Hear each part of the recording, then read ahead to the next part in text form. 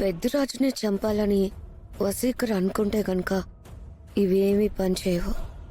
ఈ అక్షయ్ ఏదో చేసింది గాని ఇటువంటి వాటి వలన గంటలు దాటుతాయంటే నాకైతే నమ్మకం లేదు.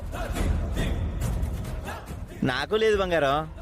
ఇటువంటి బంగారు బలుల ఫోటోల వలన ఏమీ జరిగిపోదు. ఈ యాగం పరిపూర్ణం కాదని నా ఫీలింగు. అరే ఏమైంది మీకు? ఎందుకంత నెగటివ్ గా మాట్లాడుతున్నారు? అవని ఊరి మంచి గురించే కదా ఎంతో మంచి సంకల్పంతో ఈ యాగాన్ని ముందు పెట్టింది. అందరూ సపోర్ట్ చేయాలి కదా.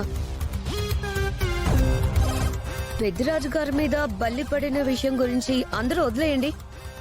వేదాలు తెలిసిన మన చిన్న వేదవతి అక్షయ పరిహారం చూపించింది కదా, అంతా మంచే జరుగుతుంది. బంగారం ఏంటి?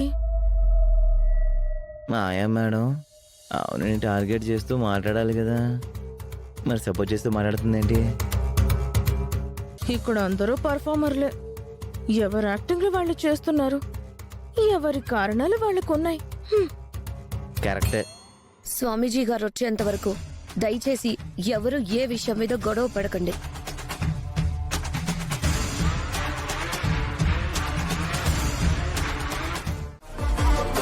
నువ్వు వశీకర్కు సంబంధించిన మనిషివని ఏదో ఒక రోజున నిరూపిస్తాను. జగన్నాథం గారు వాళ్ళు ఇంటి నుంచి బయటికి గెంటేస్తారు. జనమైతే ఈ ఊరు నుంచి గెంటేస్తారు. ముక్కు పుడక కాదు, ముక్కు కోసి పంపిస్తారు. జన్మలో దైవం జోలికి రావు. ఈ ఆచారాలతో ఆటలాడవు. ఆటలెందుకులే, చేతల్లో చూపించుకుందాం. ఇప్పుడు కూడా ఈ యాగంలో ఏదో చేయాలని నువ్వు నీ వశీకర ఏదో కుట్ర పన్నుంటారు. అది నాకు అర్థమవుతుంది. అటువంటివి ఏం జరిగినా నేను అడ్డుకుంటాను. బుర్రలో ఏమైనా చెడు ఆలోచనలుంటే ఇప్పుడే తీసేయ్. జగన్నాథం మనవరాలుగా రవీంద్ర భార్యగా వచ్చాను. జనంతో పాటు యాగంని చూడ్డానికి మాత్రమే వచ్చాను. ఈ వేడుకకు నాకు ఎటువంటి సంబంధం లేదు. వశీకర దగ్గరకు నీ కూతుర్ని పంపిస్తాను అని నువ్వే మాటిచ్చావు. అది మీరు చూసుకోండి. చూసుకుంటాను. దాని సంగతి చూసుకుంటాను, నీ సంగతి చూసుకుంటాను. అస్సలు వదలను. గొప్పవారు తీసుకునే నిర్ణయాలు ఎప్పుడూ ఈ విధంగానే ఉంటాయి. మీరంతా చప్పట్లతో అవని అక్షయలను అభినందించాలి.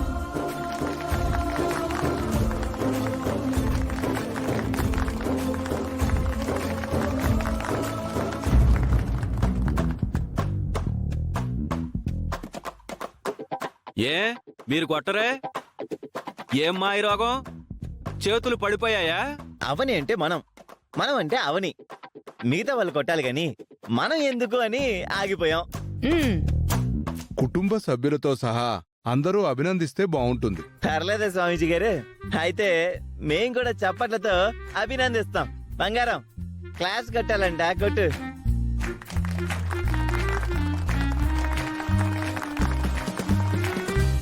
ఇక అక్షయ్ విషయానికొస్తే తన తల్లి ఏం చెప్పినా నా వల్ల కాదు అని అనకుండా ఎంతో ధైర్య సాహసాలను ప్రదర్శిస్తుంది.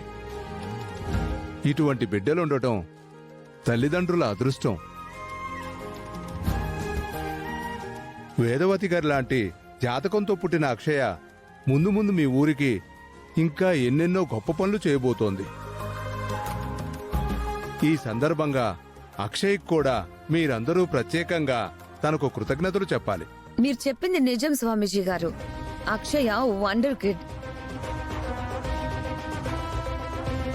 అమ్మ అడుగు జాడల్లో నడుస్తుంది. ఏదైనా సరే సాధించి తీరుతుంది. తల్లి బిడ్డలిద్దరూ ఈ ఊరిని కాపాడాలనే మంచి సంకల్పంతో వచ్చారు.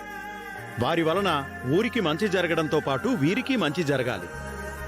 చూడమ్మా అవని, సాధారణ గృహిణులు ఎవరూ బిడ్డను పణంగా పెట్టి ఇటువంటివి చేయరని నీకిదివరకే చెప్పాను. ఇప్పుడు కూడా అదే చెప్తున్నాను. నీకంతా మంచే జరుగుతుంది. నీ వల్ల వశీకర అంతం కావాలి. నీ కూతురు వలన ముక్కు పుడక సొంతం కావాలి. మీ వలనే ఊరు బాగుపడుతుంది.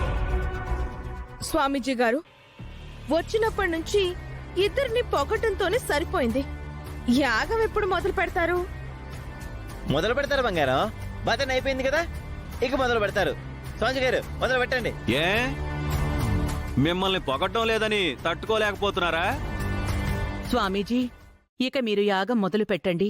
అమ్మా అవని, ఈ యాగం నీ బిడ్డకు ఎంత మేలు చేయబోతుందో. యాగాన్ని నిష్ఠగా జరపకపోతే అంతే నష్టం కూడా. మీకు ముందే హెచ్చరిస్తున్నాను.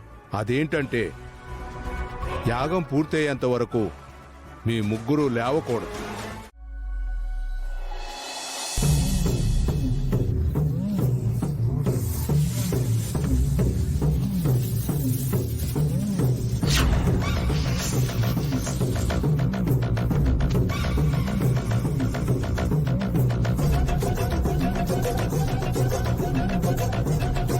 ఎక్కడున్నావు వసీకరా? ఊరికి దూరంగా ఉన్న జడలమర్రి చెట్టు దగ్గరున్నాను. ఆ ఖడ్గం ఏంటి? నువ్వు అక్కడేం చేస్తున్నావు? ఈ స్వర్ణ ఖడ్గంతో భవిష్యత్తులో నాకు చాలా పనుంది. ఆ అక్షయ అవనియల్ను ఈ స్వర్ణ ఖడ్గంతోనే బలిస్తాను. అందుకే ఇక్కడ పూజలో ఉన్నాను. యాగం మొదలైందా? 5 నిమిషాల క్రితమే మొదలైంది. అందరూ సంతోషంగా జరుపుకుంటున్నారు. నువ్వు ఏదో చేస్తానన్నావు. పెద్దరాజు మీద బల్లి పడ్డం లాంటి అపశకునం తప్ప అంతకు మించి ఇంకేమీ జరగలేదు. నువ్వు ముఖ్యమైన వ్యక్తిని చంపుతానన్నావు. వాడే నాది. అతను ఆ ఇంట్లో పనికి రాని పాత వస్తువు లాంటివాడు.